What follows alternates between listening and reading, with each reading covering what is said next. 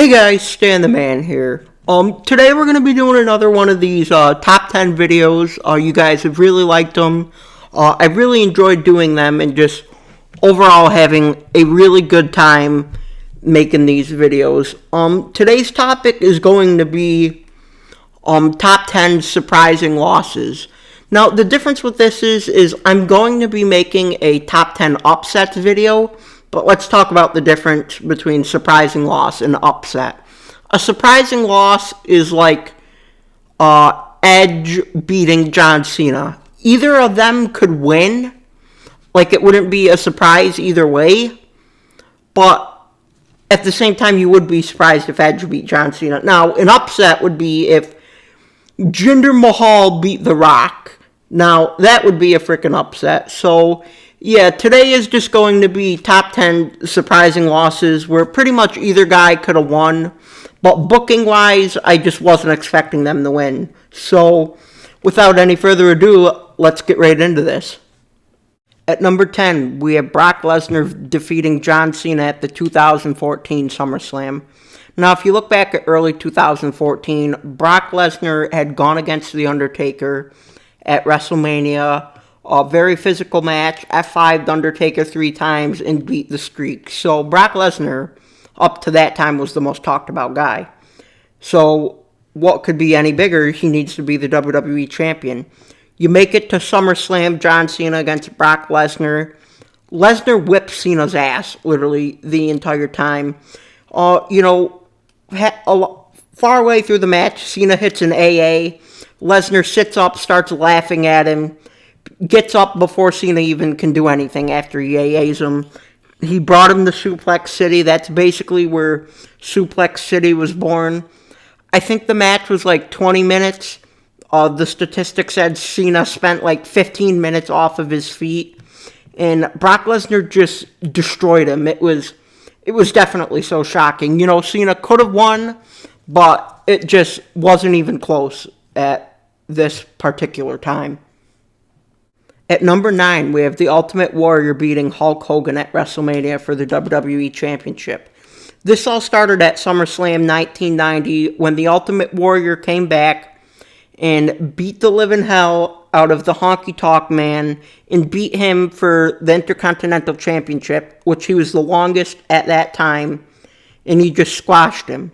And he ended up bringing it to WrestleMania. So that meant Ultimate Warrior and Hulk Hogan had to unify the titles. For a match back at this time, this match was fantastic. I've watched it over, powerhouse against powerhouse. Hulk Hogan does his comeback. You could feel the magic there. At the ending of the match, he goes to hit Warrior with the big boot, which he does. Hogan goes for the leg drop. Warrior rolls out of the way, and Warrior hits the splash on Hogan and defeats him. What made this so crazy is, for 5 years, Hulk Hogan was on top. Nobody could touch him. Nobody could beat him. And Ultimate Warrior beat him. Again, this could have gone any other way, but in the end, the Ultimate Warrior came out with the win. At number 8, we have Matt Hardy defeating Jeff Hardy at WrestleMania 25.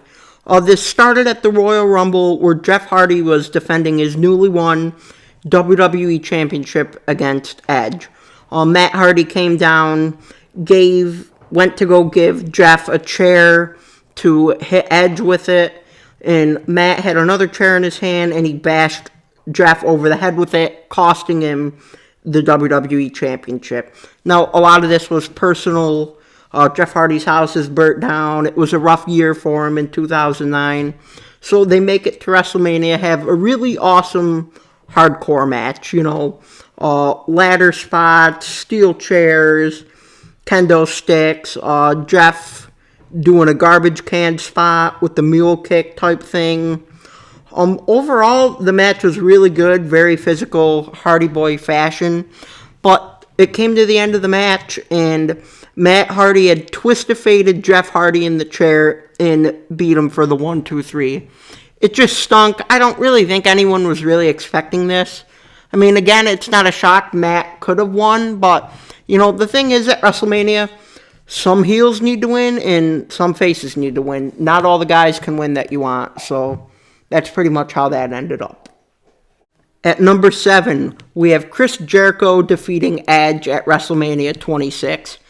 This all started in 2009, where Edge and Jericho had won the tag titles. Unfortunately, Edge had gotten hurt and had to get surgery and left the company for a while. In a promo, Chris Jericho had thanked Edge for getting hurt so he could challenge the Big Show. So Edge returned at the Royal Rumble, threw everyone out, won the Rumble, and challenged Chris Jericho for the World Championship. I mean, overall, this match wasn't bad. It was pretty good. Edge had returned from injury, so there was all that aspect there. Chris Jericho had beaten The Undertaker for the World Championship. But unfortunately, in the end, Chris Jericho hit the code breaker and beat Edge. It didn't make any sense. He came back to win the Royal Rumble, and he won the Royal Rumble. This may have been the first Royal Rumble guy that never won the World Championship. I mean, it was cool in the end. He speared Jericho off the announce table through the barricade to at least make Edge look cool after that, but still just very surprising loss. At number 6, we have Sheamus defeating John Cena at Tables, Ladders, and Chairs 2009 for the WWE Championship. Now, nothing really specifically started this. You just look back at 2009 Raw. Sheamus dominated the crap out of everybody. Brogue kicked Jerry Lawler, ended Jamie Noble's career. He was just one of the biggest, meanest heels at the time, and they really capitalized on this. He ended up challenging Cena at TLC in 2009. Pretty good physical match, but you thought Sheamus was going to lose just because he was a newcomer. They were on the top rope, and Cena had fallen and went through the table. It was a tables match, and Sheamus had beaten him for the WWE Championship. Now, apparently this was an accident. This wasn't really supposed to happen. But overall, Sheamus did a very good job with the title shot that he was given. Overall, it wasn't that bad, but it didn't last that long. But, I mean, God, who would have expected Sheamus to beat the top star John Cena back then? No way. At number 5, we have Finn Balor defeating Seth Rollins at SummerSlam to become the first ever Universal Champion. Now, if you look back at 2016, Finn Balor was the NXT champion, top of the company, did a lot of the Demon Finn Balor stuff in there. Then he debuted on Raw, and they skyrocketed him, pushed him way to the top, laid out top guys like Kevin Owens. I remember he beat Roman Reigns, which is crazy when you think about it, especially now at this time. He ended up facing Seth Rollins, and they ended up getting in a real big rivalry, personal rivalry. Then one week he comes out as Demon Finn Balor, and when he's Demon Finn Balor, it's going to be really serious stuff. He made it to SummerSlam. They had a title match for first ever Universal Champion. Unfortunately, he got powerbombed onto the barricade and pulled his shoulder out of socket, popped it back in, was able to finish the match, and he ended up defeating Seth Rollins, which was really, really crazy, but unfortunately he ended up needing to surrender it the next night. I mean, who knows what would have come from that title run. At number 4, we have The Rock defeating John Cena at WrestleMania 28. This all started back at WrestleMania 27 when The Rock rock-bottomed John Cena and cost him the WWE Championship from The Miz.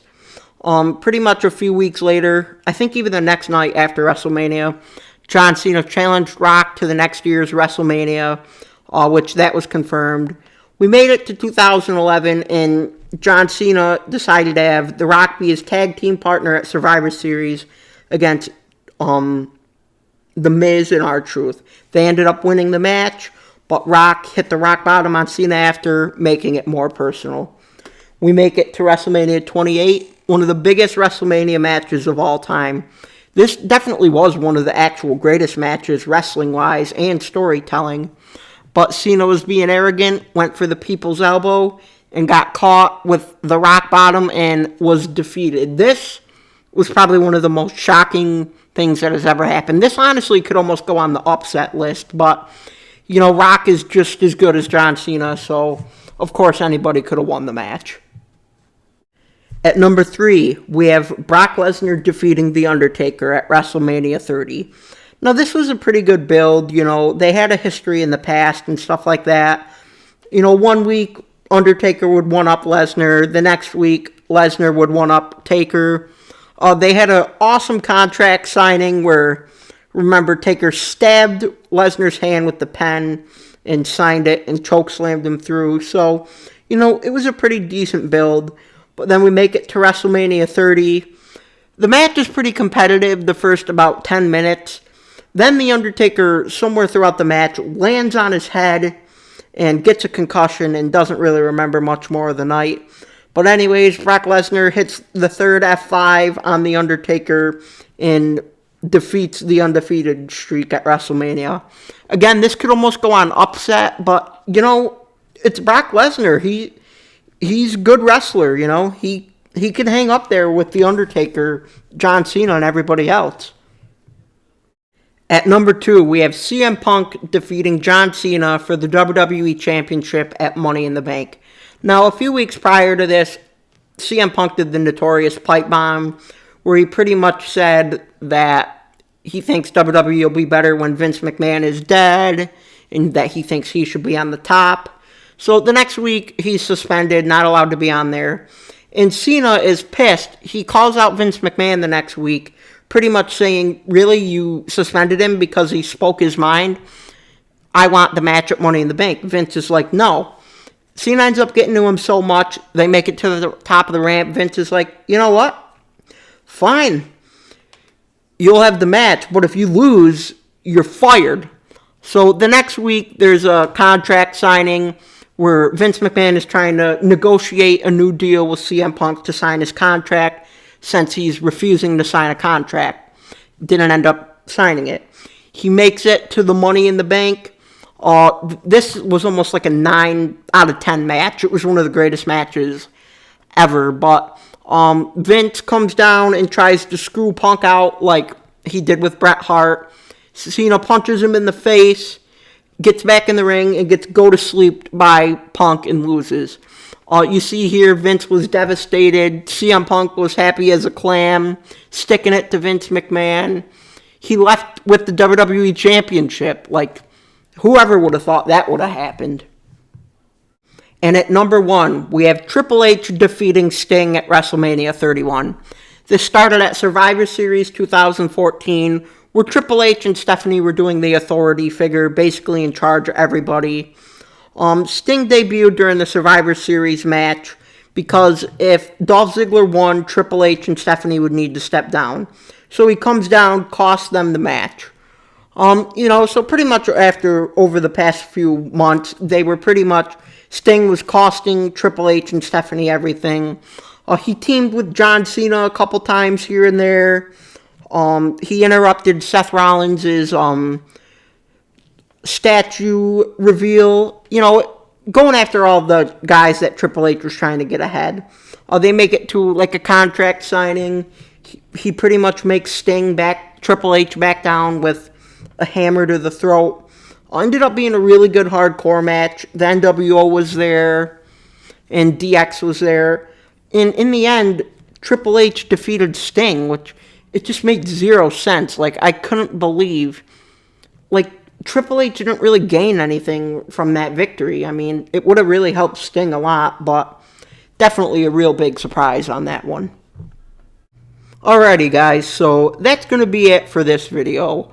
You know, I've really been enjoying making these. You guys have really been viewing them, really supporting the channel a lot lately. I really appreciate it. So, yeah, guys, that's going to be it for this video. Comment down below any other surprising losses I may have missed. So, yeah, as always, if you like the video, hit that thumbs up button. Consider subscribing to the channel. And, yeah, I will see you guys in the next video.